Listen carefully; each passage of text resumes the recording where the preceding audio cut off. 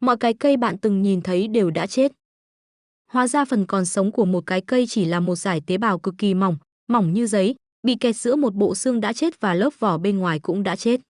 Cây cối là một trong những sinh thể cực đoan nhất trên trái đất với một trong những chiến lược độc đáo nhất của tự nhiên, ngoài việc phần lớn cơ thể là vật chất chết. Chúng còn tạo nên cơ thể mình từ không khí, tàn nhẫn nghiền nát đá bằng axit và sở hữu một áp suất âm bên trong có thể giết chết bạn ngay lập tức. Vậy, cây thực sự hoạt động như thế nào? Hãy quay ngược lại, về điểm khởi đầu. Cuộc chiến cổ đại giành bầu trời. Trong hơn 1 tỷ năm, tổ tiên của thực vật chỉ sinh sống trên bề mặt đại dương ngập tràn ánh nắng. Cơ thể chúng mỏng manh và tinh tế, hấp thụ nước trực tiếp qua bề mặt và lấy năng lượng thông qua quá trình quang hợp. Chúng biến ánh sáng mặt trời, carbon dioxide và nước thành đường. Nhưng khoảng 470 triệu năm trước, chúng quyết định chinh phục một hành tinh xa lạ, thù địch, đất liền. Như những tấm thảm xanh đầy tham vọng, các tổ tiên thực vật này bắt đầu bám vào mặt đất ở những nơi ẩm ướt. Nhưng giờ đây, với mặt đất rắn chắc bên dưới và không còn khả năng trôi nổi, một chiều không gian mới trở thành chiến trường khốc liệt, hướng lên trên. Càng cao, chúng càng nhận được nhiều ánh sáng mặt trời, đồng thời khiến đối thủ bên dưới bị đói năng lượng. Chiều cao trở thành một vũ khí chết người.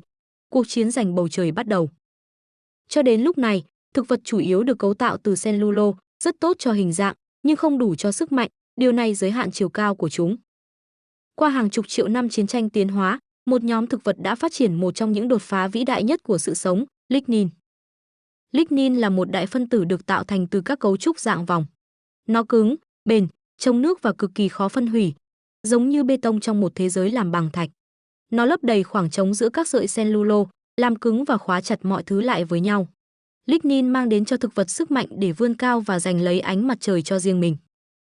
Nhưng dĩ nhiên, giờ đây chúng lại phải cạnh tranh với chính nhau, điều hẳn là rất khó chịu với chúng. Vì vậy, qua hàng triệu năm nữa, một số loài thực vật đã tất tay với lignin, tạo ra ngày càng nhiều hơn, trở nên cứng hơn, mạnh hơn, rắn chắc hơn. Cho đến một ngày, khoảng 385 triệu năm trước, chúng đạt được thứ tương đương sinh học của bê tông cốt thép, gỗ. Chúng ta sẽ nói thêm về nó sau, nhưng với vật liệu kỳ diệu này, những cái cây đầu tiên đã xuất hiện. Gần như ngay lập tức, chúng trở thành những sinh vật sống lớn nhất, vươn cao tới 20 mét lên bầu trời, và từ đó chỉ còn lớn hơn nữa. Những vấn đề khổng lồ của kích thước. Nhưng kích thước khổng lồ này tạo ra những vấn đề cực kỳ khó. Làm thế nào để đưa nước từ mặt đất lên đến các phần xanh nơi diễn ra quang hợp? Và làm thế nào để đưa lượng đường được tạo ra ở trên cao xuống nuôi các tế bào bên dưới? Ở quy mô tế bào, một khoảng cách vài mét giống như việc bạn làm việc ở Anh, trong khi hộp cơm trưa ở Ai Cập và nước uống ở New York. Làm sao bạn không chết vì điều đó?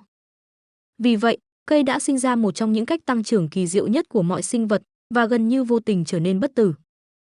Băng chuyền của cái chết. Hãy cắt đôi một cây cổ thụ và đi vào trái tim điều khiển tất cả, tầng sinh gỗ, cambium, một vùng hình tròn, mỏng như lưỡi dao, chỉ rộng vài tế bào gốc. Những tế bào gốc này phát triển vào trong và ra ngoài, biến thành hai nhóm chuyên biệt. Nhóm phát triển vào trong nằm trên một băng chuyền của cái chết, mạch gỗ, xylem. Mỗi lần phân chia mới, nó đẩy tầng cambium ra ngoài, khiến cây càng già càng to. Khi các tế bào xylem trưởng thành, việc sản xuất lignin của chúng tăng vọt và chúng trở nên cứng, đặc và ngột ngạt, giống như một cơ bắp dần biến thành xương.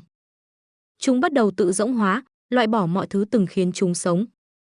Và rồi chúng chết. Thứ còn lại là một xác chết, một ống rỗng cứng. Khi cây lớn lên qua từng năm, những xác chết mới được xếp chồng lên xác chết cũ, tạo thành các vòng mô chết đã hóa cứng. Một nghĩa địa của hàng nghìn tỷ bộ xương thực vật. Đó chính là thứ chúng ta gọi là gỗ. Xếp chồng lên nhau, chúng tạo thành một mạng lưới ống khổng lồ kéo dài suốt chiều cao của cây. Mạng lưới này sử dụng các tính chất hóa học của nước và một vài mẹo khác để vận chuyển nước với hiệu suất đáng kinh ngạc. Các phân tử nước, nói một cách đơn giản, là dính, như những nam châm tí hon, và tự nhiên bám chặt vào nhau. Khi một phân tử di chuyển, nó kéo phân tử kế tiếp theo, giống như kéo một sợi dây. Trong cây, sợi dây này bắt đầu từ rễ và kết thúc ở lá, nơi đắm mình trong hơi ấm của mặt trời.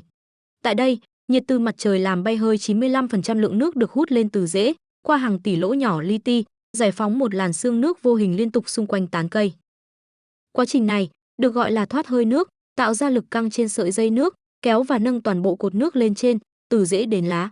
Lực kéo này mạnh đến mức có thể nâng nước lên hơn 100 mét, đòi hỏi lực hút tương đương với áp suất của hàng chục khí quyển, ngang với áp suất nghiền nát ở độ sâu hàng trăm mét dưới đại dương. Không có thứ gì con người từng xây dựng có thể tiến gần tới sức mạnh này. Ngay cả những cỗ máy tốt nhất của chúng ta cũng không thể kéo nước lên cao hơn khoảng 10 mét, vì áp suất âm cần thiết sẽ khiến nước sôi. Nhưng các ống dẫn nước của cây thì cực kỳ nhỏ và hẹp, gần như kín khí hoàn hảo, nên dù áp suất hút bên trong điên rồ đến đâu, nước vẫn giữ ở trạng thái lỏng và lên tới ngọn cây. Khi cây già đi, các tế bào xilem cũ cuối cùng cũng ngừng hoạt động và bị lấp đầy bởi nhựa cây và các chất bảo vệ khác.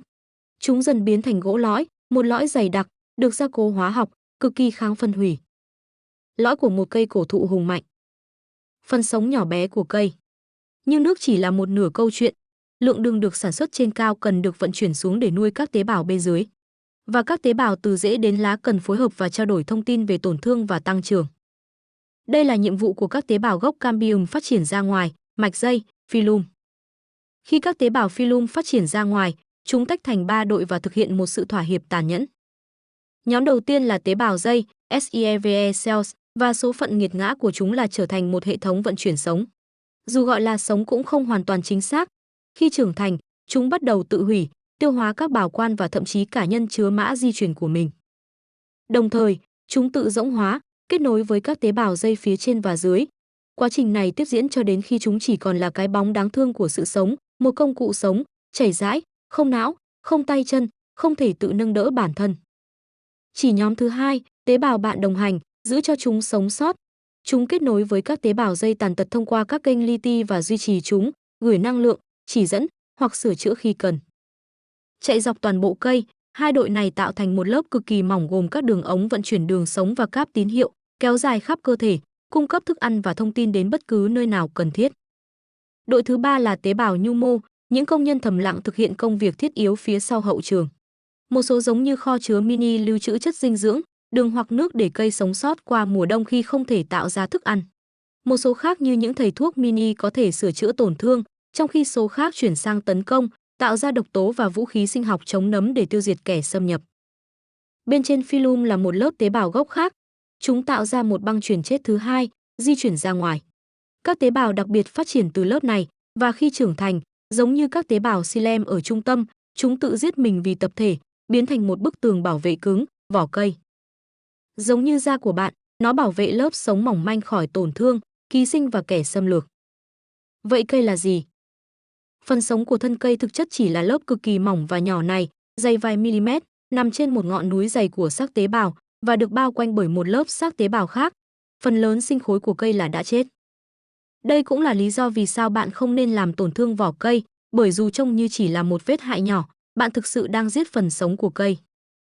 Nhưng trừ khi bị hạn hán, bệnh tật, bão tố hoặc rìu của con người ngăn lại, hệ thống phần lớn là chết này khiến cây trở nên tiềm năng bất tử.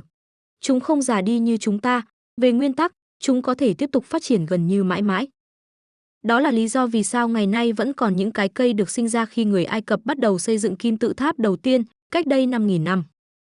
Thực sự, thứ giết chết cây là thế giới xung quanh nó. Cây không phải là một phân loại sinh học thực sự, mà là một trong những ý tưởng thành công nhất mà sự sống từng tạo ra, và nhiều loài khác nhau đã tự phát triển nó.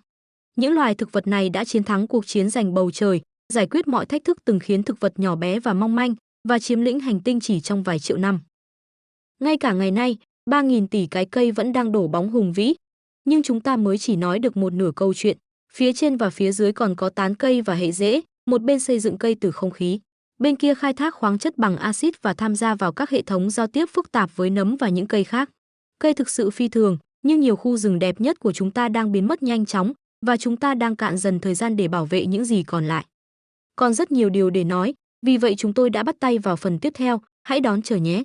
Đừng quên đăng ký kênh, like, share và để lại ý kiến của bạn dưới phần bình luận. Một lần nữa cảm ơn các bạn đã theo dõi, xin chào và hẹn gặp lại lần sau.